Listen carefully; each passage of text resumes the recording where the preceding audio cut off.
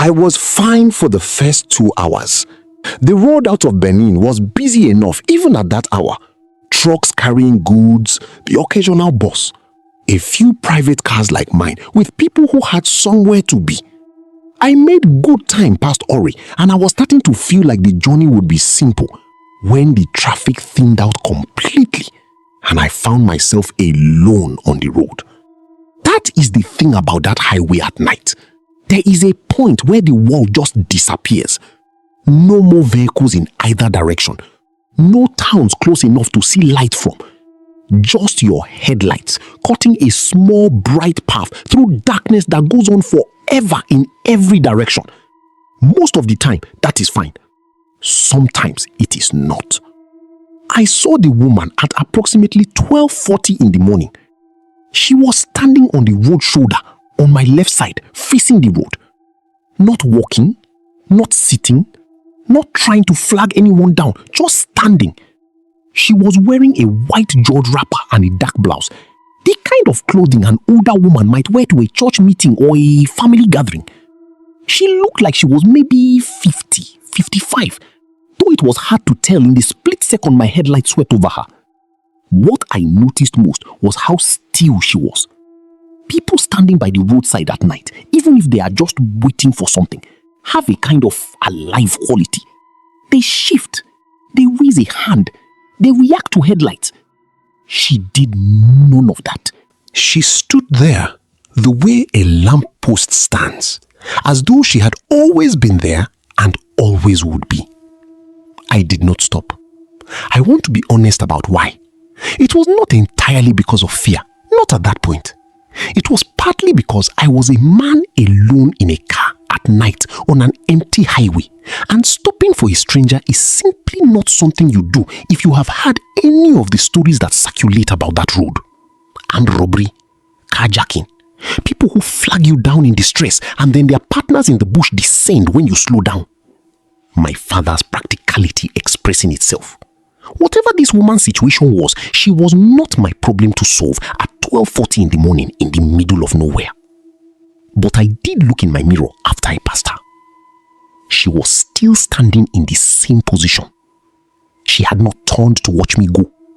She had not moved at all. She was just standing exactly as I had found her, facing the road perfectly still, getting smaller in my mirror as I drove. I told myself there was a village somewhere nearby. I turned my music up slightly and kept driving. 3 minutes later, I saw the headlights behind me. 2 bright headlights sitting in the middle distance, far enough back that whatever vehicle they belonged to was just a shape, but close enough that I could see them clearly in my rearview mirror. That was not unusual. I had been alone on the road, but that does not mean I was the only one on the road. Other drivers existed. This was probably just someone who had come from Benin or turned onto the highway from a side road. Except they were not moving.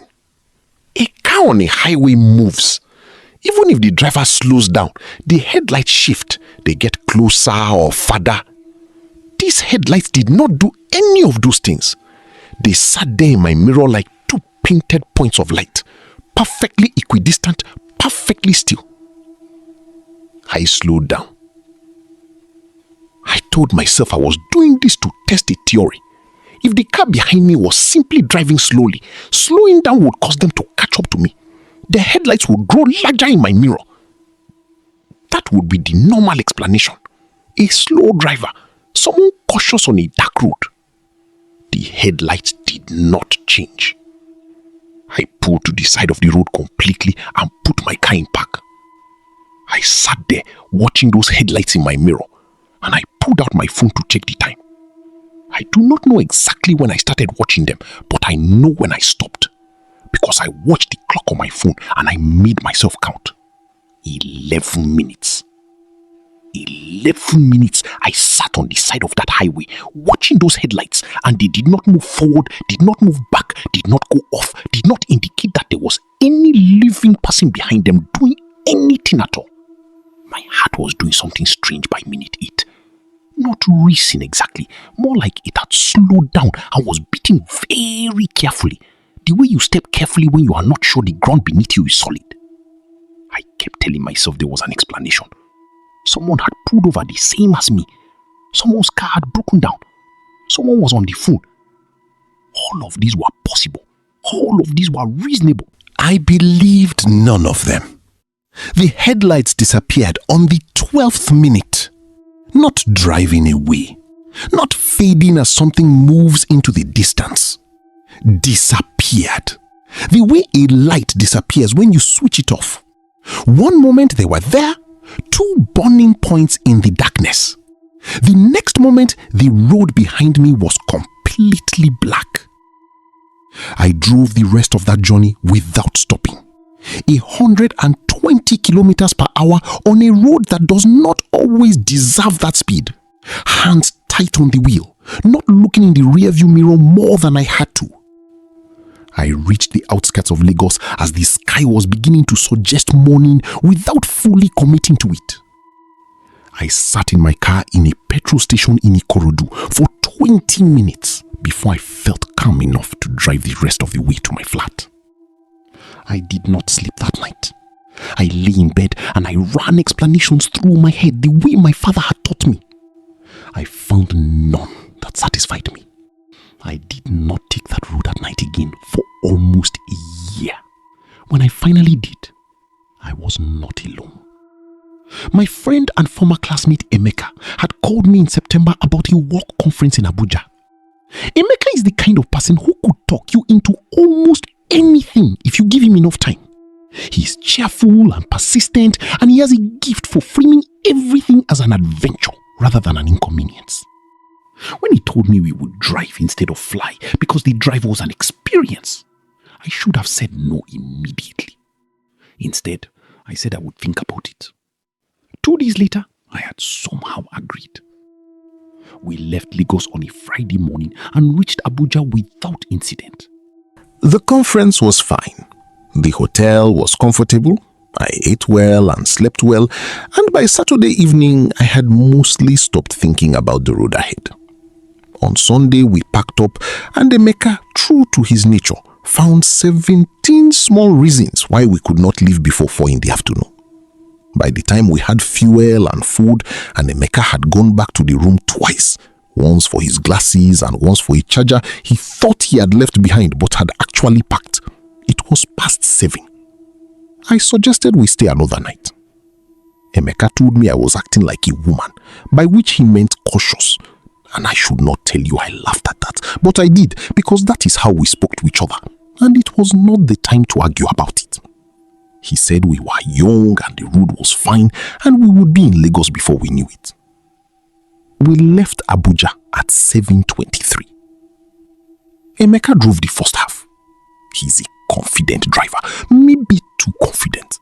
The kind who trusts his reflexes more than the road deserves. But he kept us moving, and we made good time through Lokoja and toward Okene.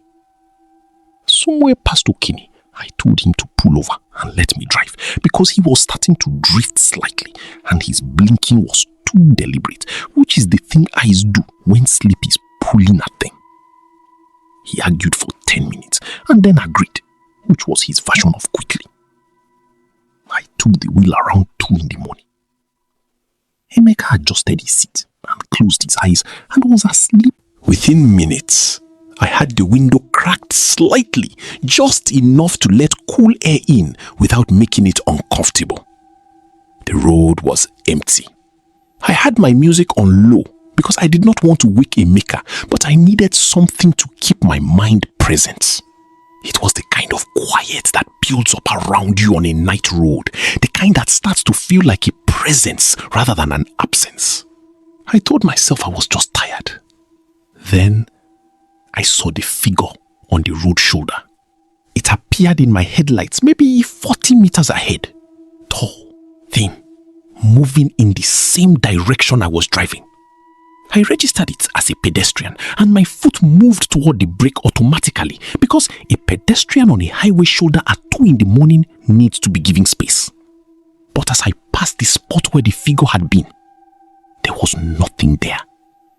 No person, no shadow, just empty road shoulder and the dark edge of bush. I exhaled. Told myself it was tiredness. Tiredness does things to your eyes on dark roads. You see shapes in shadows. You see movement where there is none. I had read about this. It had a name, though I could not remember it in that moment. Highway hypnosis. Visual fatigue. Something scientific and explainable. I kept driving. The figure appeared again. Further up the road. Same position. Same side. Same movement. Tall and thin. And moving the same direction I was driving. And this time, I had enough presence of mind to check my speedometer before I passed it. I was doing 93 kilometers per hour. That number stayed in my head. 93 kilometers per hour. A walking pace is roughly 5 kilometers per hour.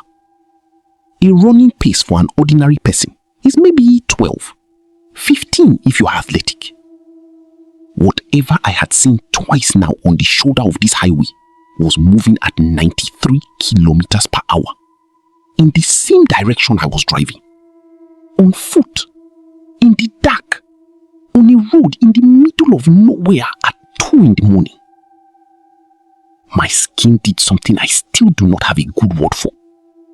Not goosebumps. Something deeper than that. A stillness. Like my body went very quiet and started paying attention in a way it did not normally pay attention.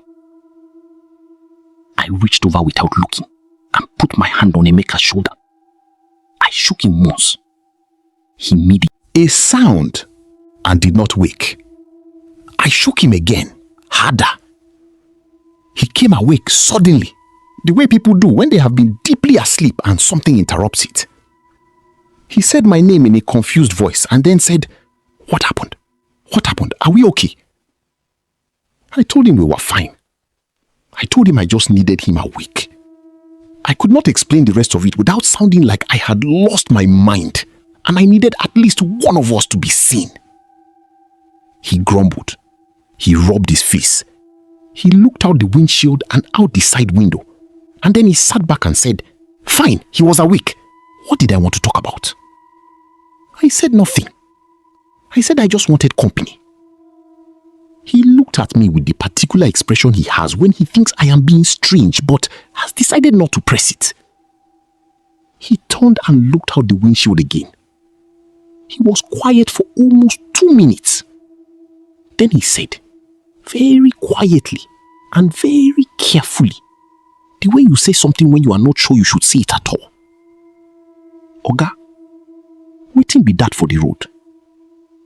He could see it too. I did not answer him. I pressed the accelerator down. 93 became 105, became 115. Emeka gripped the door handle. I watched the road and I watched my mirror, and I did not look at the road shoulder. I did not want to see it again.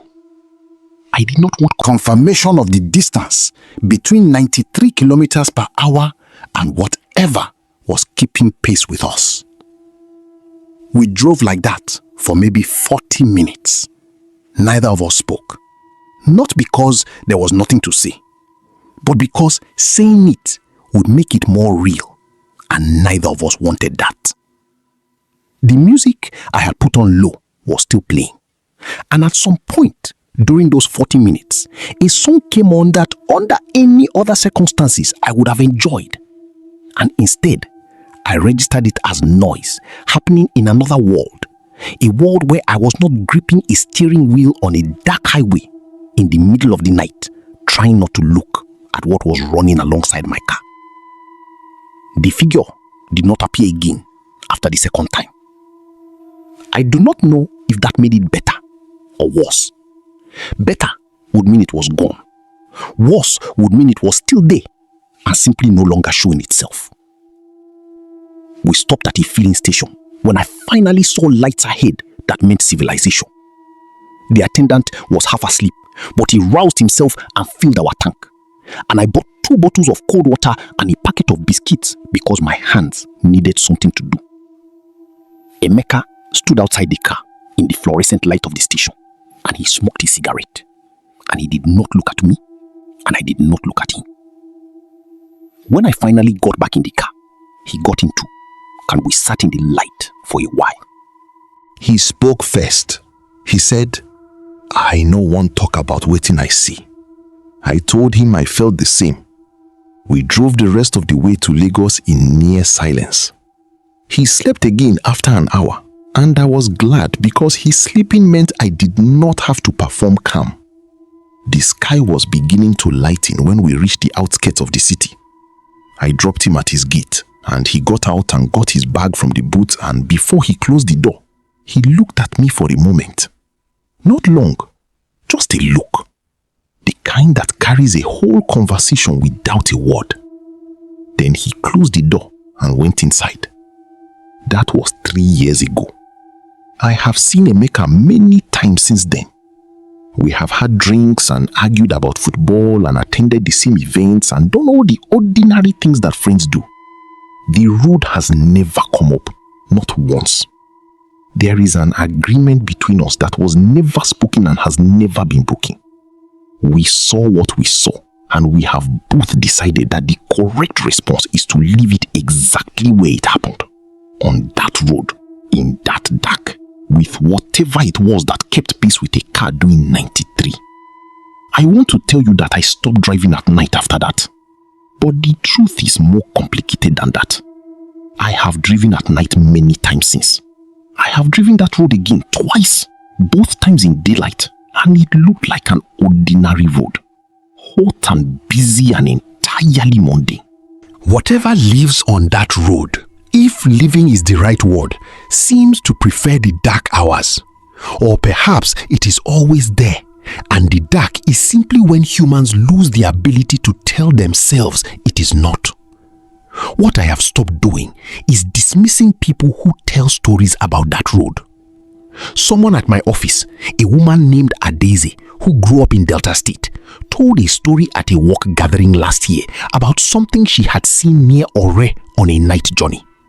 She did not give details. She just said she had seen something she could not explain and she had not made that trip at night again. 2 other people at the table nodded in a way that suggested they had their own versions of the same story that they were not going to tell. I said nothing. I nodded with them. There is a thing that happens when you have seen something you cannot explain. You spend the first weeks trying to explain it. You go through every reasonable possibility and you test each one against your memory of what happened and you see where the explanation breaks down. Then you spend a few months trying not to think about it, which works better during the day than at night. Then eventually you arrive somewhere quieter. You do not know what you saw. You know that you saw it. Those 2 things sit next to each other in your head, and over time you learn to walk past them without picking them up. What I cannot walk past is the woman in the white wrapper. Because here is the thing I did not let myself think about for a long time. When I passed her on the road, she was standing completely still, facing the road, arms at her sides. I noted this. I kept driving. 3 minutes later, I saw the headlights behind me that stayed completely still for 11 minutes. I have thought about the timing of that more times than I can count. 3 minutes between passing a woman who should not have been standing alone on a highway at midnight and the appearance of something in my rearview mirror that behaved in a way I cannot explain. I do not know what connection those 2 things have, if any. I do not know if the woman was a person waiting for help or something else entirely, or simply an unrelated thing that happened on the same night. I have no way to know. My brain, trained by my father and by engineering school and by 29 years of practical thinking, refuses to draw a conclusion from insufficient data. But I notice that the conclusion forms anyway. In the back of my mind, In the place where the practical explanations have run out, a picture exists that I did not consciously construct.